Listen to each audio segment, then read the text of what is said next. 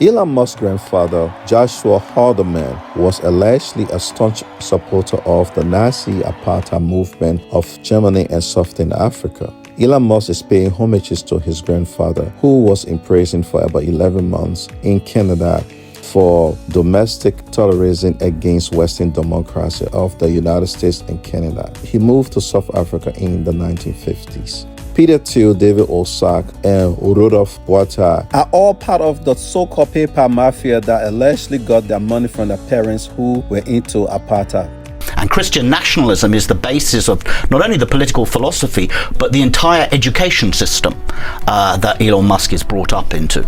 Elon Musk's grandfather moves there in the 1950s. He's not particularly prosperous. He arrives without a lot of money, but it's Elon Musk's father, Errol, who makes the real money. And talk about their relationship, Peter Thiel and Elon Musk. Well, they're co-founders of PayPal together. They both essentially share the same kind of worldview from what I can make out. They're very opposed to any kind of DEI. You've seen there a deep hostility to DEI. Today I want you guys to understand something. Though I know most of you guys are boycotting Tesla or Elon Musk's investment, but you guys are forgetting about one thing. And this video will show you guys everything I'm talking about. If you want to really take away the technocracy that is engineering the dictatorship of Donald Trump, his Project 2025 in America, you must also boycott PayPal. I just canceled my PayPal account. I deleted the whole PayPal app from my phone or from my computer because, let me make you understand, I know you guys used to hear about PayPal mafias, right? With the Elon Musk and all the guys. See these guys?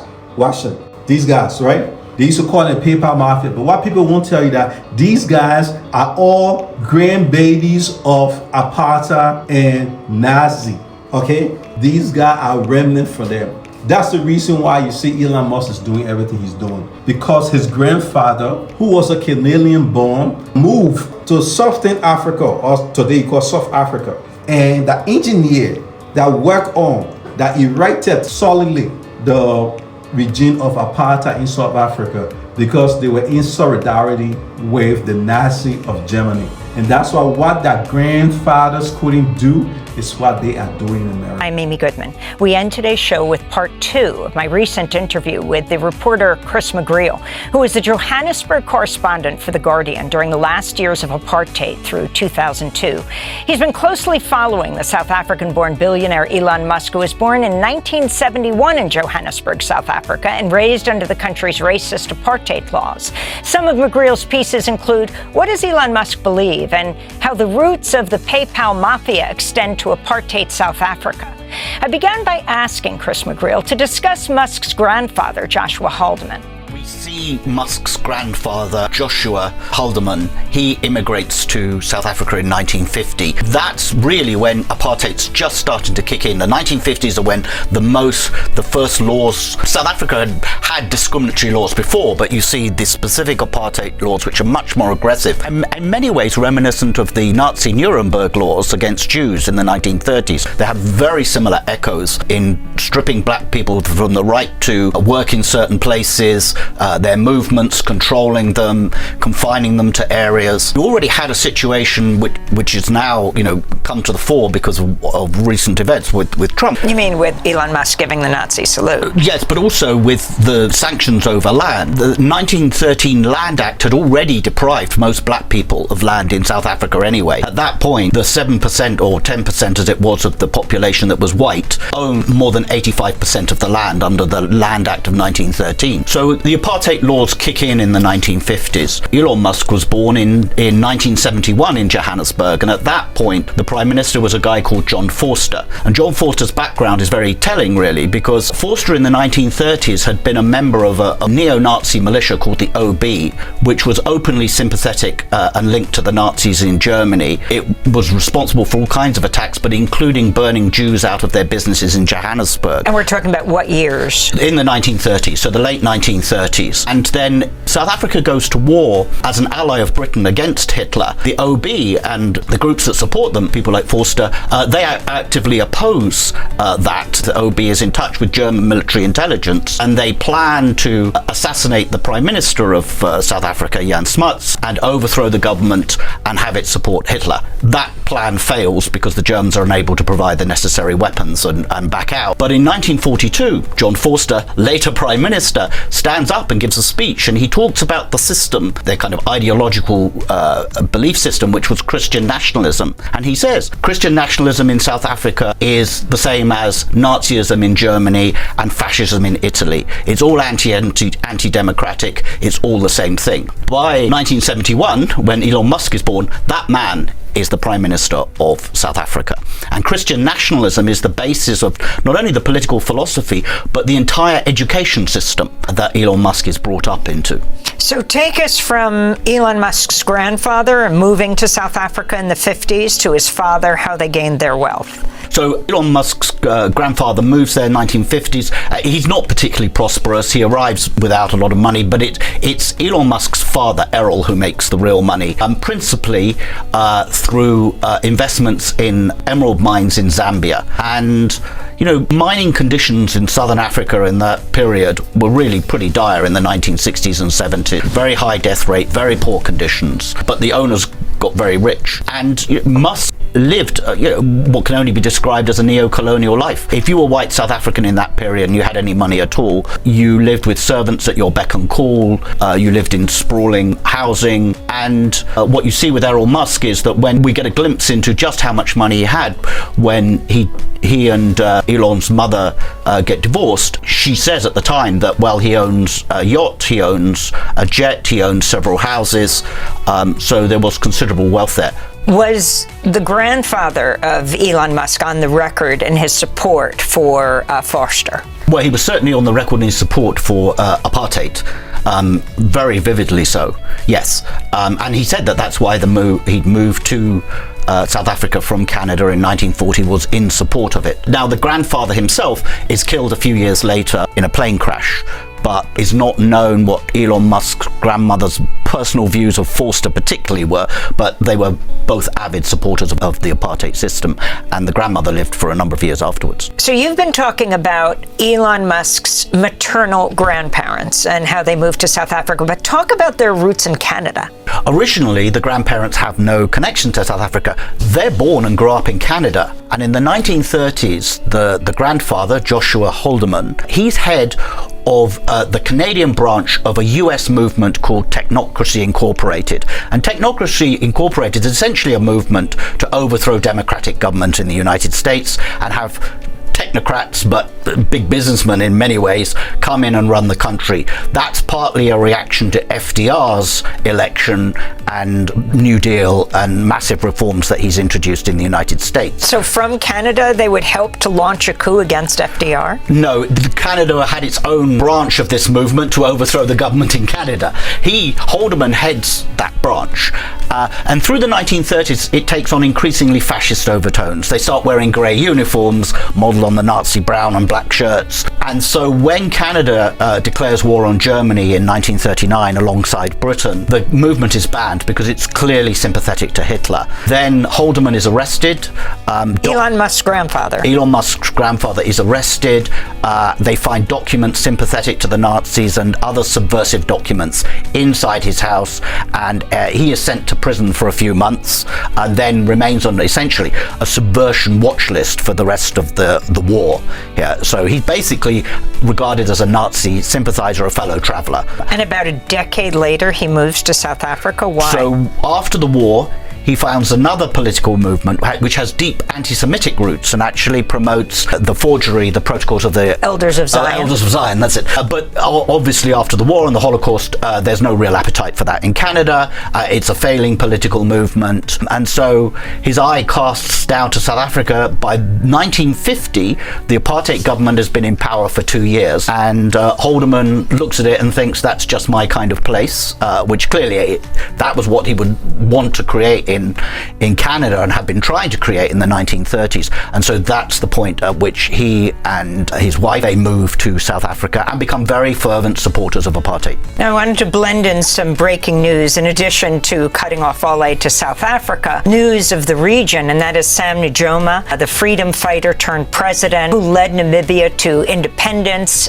from apartheid South Africa in 1990, has died at the age of 95, often referred to as Namibia's founding father, known for his motto, a united people striving to achieve a common good for all members of the society will always emerge victorious. Used to be called Southwest Africa, became the independent Namibia. Talk about Sam Nujoma and how that fits into this picture of South Africa through apartheid.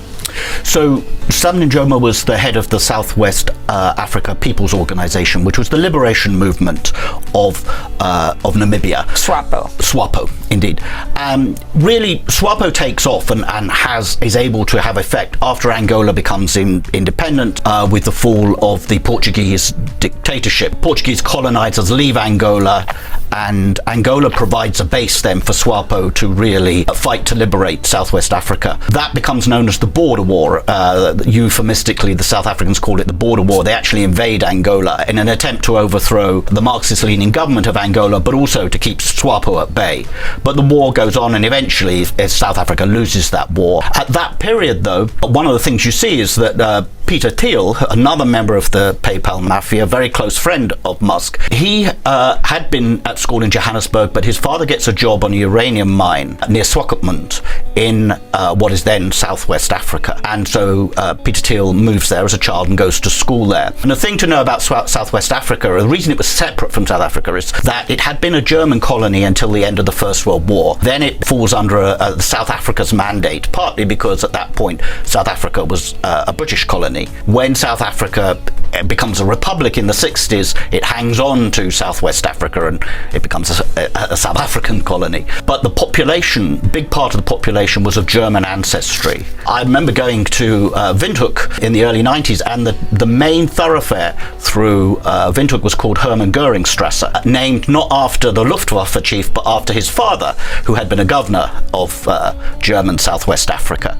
In Swakopmund, it was even more extreme. It was notorious for many, many years, really into the 80s and 90s, as a hotbed of open support, continued support for the Nazis and for Hitler. The New York Times has a story from the mid-70s of a reporter pulling up at a gas station to get his car filled with gas, and the attendant openly giving a Nazi salute and saying Heil Hitler to him. You could go to curio shops in Swakopmund and they would sell Nazi-themed mugs and flags and things, and they openly celebrated Hitler's birthday every May. Thiel went to a German school there, so that's the atmosphere he grows up in. His father is an official on a uranium mine there. And the interesting thing about the uranium mine, amongst many other things, is it supplied part of the uranium to develop the South African atomic bombs in the 1970s, which were developed in league with Israel. Now, part of the deal with Israel is that South Africa would deliver yellow cake uranium to Israel. We don't know where the yellow cake came from. It may have come from that Swakopmund area mine, or it may have come from somewhere else in South Africa. But South Africa was shipping yellow cake to Israel at the same time, because it too was developing nuclear weapons. And talk about what Peter Thiel has said about all this. You know, I remember as we cover conventions for decades now, Peter Thiel standing up at the first Republican convention that nominated President Trump and, you know, supporting him and who he is. So Peter Thiel has said of his time in Swakopmund, and particularly the school, which he describes as particularly a brutal education, that it turned him against government and into a libertarian. I think that's an interesting element in all of this, is that one of the things that isn't necessarily appreciated outside of South Africa is that there's two kinds of whites there. There's the Afrikaners who we've been talking about, but there's a big English-speaking white population. One of the aspects of the English-speaking population was they, on paper, said they opposed apartheid, but they gained all of its benefits.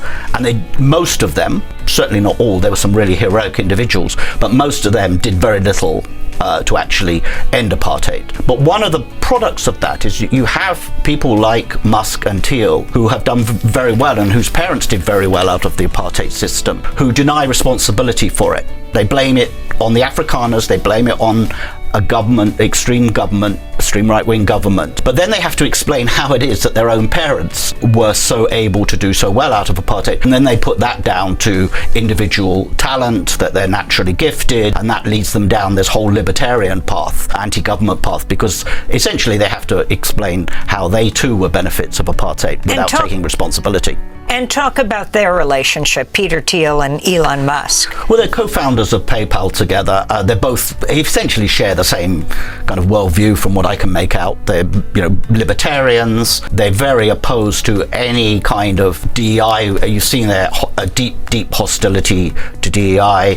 I think Thiel buys into the same message about anti-white, the war on white people in South Africa that South African white groups like AfriForum have been pushing in the United States. So I think that philosophically they're very similar, and obviously they have a very close relationship. And then talk about David Sacks, and talk more specifically about what you're referring to as the PayPal mafia. I don't think most people in this country understand all of these connections and this unusual situation where some of the wealthiest men in the world work together, founded PayPal, and now surround the President of the United States. Yeah, so David Sacks was born in Cape Town. In the 70s, and his parents take him to Tennessee when he's 5 years old, so he didn't grow up in the same milieu as Musk and Thiel, but he did grow up in the white South African diaspora for sure. He clearly shares the same views. As you say, they're part of the PayPal mafia. They all get rich from the creation of this company. They're all at the top running it, and now Sacks has emerged as Trump's AI and crypto czar. Again, part of the same project. So you can see this. And he was a chief fundraiser for President Trump, as you said, born in Cape Town. Yes, so they've all emerged with essentially, from what I can make out, the same philosophy. And of course, that's only been reinforced by their success. They're convinced, obviously, of their own genius and worth, and that government, whether it's South African government or in this case it seems to be the US government, is an obstacle to success. And then we talked about it in part one, finally Roelof Botha, making this little quartet, white men of a certain age together, and his history also a part of the PayPal mafia. Yes, he's part of it, and he has not emerged as a open supporter of Trump. I'm not entirely sure what his personal views are on this, but he does have a very interesting background. His grandfather was Pik Botha, who was the last foreign minister of apartheid South Africa, and Pik Botha's job essentially was to go around the world, particularly the West, and assure them that apartheid was being amended, was being dismantled, when in fact it was in many ways, although what was known as petty apartheid, which was the routine discriminations, the segregation, was being dismantled. In fact, the political system was actually only reinforcing it, solidifying it. The government of the time cooked up a system of 3 parliaments that would represent different parts of the population, and give some people who weren't white a vote, but none of those people were black. There was no black parliament, partly because they were being pushed into the independent homelands. The idea was that they were no longer South African anyway. So Pik Botha went around trying to apologize and excuse for this system, and he was successful with conservatives. He saw a lot of Reagan and people, they loved him here, and the same with Thatcher in Britain. They saw them as the acceptable face of apartheid, and he was so deluded by the end. He was convinced. I remember meeting him during the era of the transition to democracy from apartheid. He was so convinced that he was indispensable to the system that Mandela would have to appoint him foreign minister, which he duly did not. Would you say the background of all these men's families was fleeing Mandela's South Africa? Some of them left before. I mean, it's worth noting that Elon Musk left in 1988 at the age of 18, just as he would have become eligible to be drafted into the South African army, as all white males were at that point, which might have led him to fight the border war that I was talking about in Angola against SWAPO, or it might have led him into the townships, which at that point were in complete ferment, and you had a huge amount of civil unrest in South Africa at that point. The country had largely become ungovernable. It was under a state of emergency, and the white troops were trying to keep some form of order in the black townships like Soweto. He left before he had to do any of that. So very interestingly, for people who aren't aware, Elon Musk had a company called X.com. It was an online bank. It merged with Confinity in 2000 to form PayPal. The merged company was renamed PayPal in 2001. And you have all of these guys who you've just laid out. Well, I think Bota is a partner at Sequoia Capital, but now key players. And that brings us to Trump's order on Friday to cut off all aid to South Africa and offer refugee status in the United States to the white South Africans who are, quote, victims of unjust racial discrimination. But interestingly, many in the right-wing white lobby say they want to stay and focus on ending black majority rule. This is Flip Bass, the chairperson of what's called the Solidarity Union. We might disagree with the ANC, but we love the country. As in any community, there are individuals who wish to immigrate, but the repatriation of Afrikaners as refugees is not a solution for us. We want to build a future in South Africa.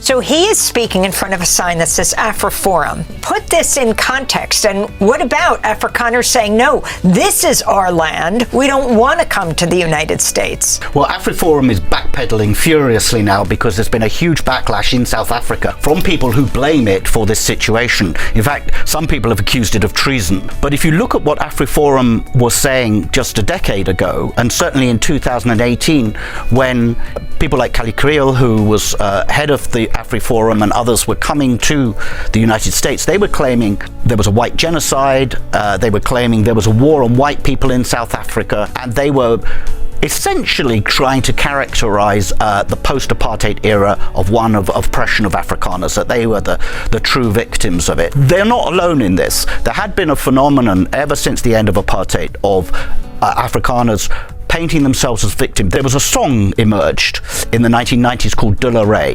It was very popular with Afrikaners. It was sung in bars and rugby matches. And De La Rey was a famous general who fought to the bitter end against the British in the Boer War, the Second Boer War, in the early 20th century, which the Afrikaners then lost. And this song essentially is an attempt to take Afrikaners back to a time when they were the victims, when it was their women and children dying in the British concentration camp, when they were the people who were oppressed.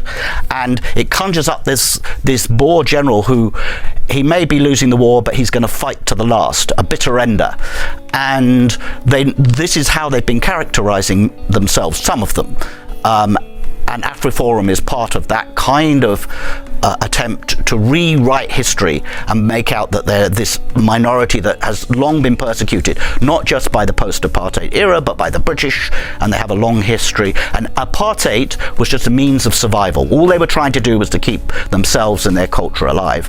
It has had one other effect, which they hadn't expected and has alarmed them, is that in all the orders that have been given out cancelling aid and agreements, one of them affects agricultural products being imported to the United States, which have generally been duty-free as a means of helping Africa. One result is that their own products are no longer being imported duty-free into the United States. So these white South African farmers who've been complaining of oppression will now actually be being hit with tariffs or regular duties, and so it's going to cost them financially, which is one of the reasons they're so upset by it and pretending that it was nothing to do with them.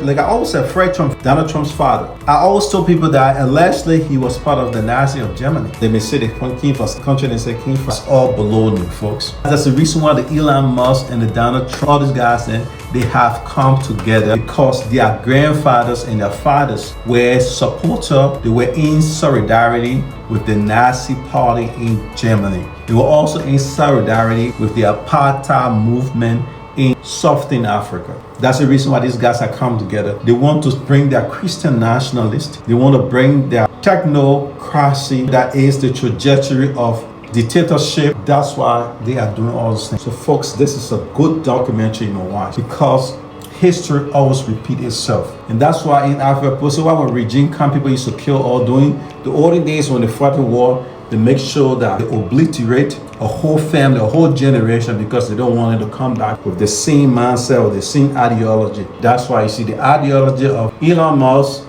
and the rest of his so-called paper mafia, which are called paper Nazis or paper apartheid, because all of them, their parents got their money from apartheid system in Southern Africa. So this is what I want you guys to know. That's why you saw Elon Musk giving the Nazi salute during the coronation of Donald Trump. These guys trying to bring up the Nazis, the Christian nationalists, which are called Christian Al-Qaeda, Christian Boko Haram, Christian Taliban, Christian ISIS, Christian Hamas, like the guys in the Middle East.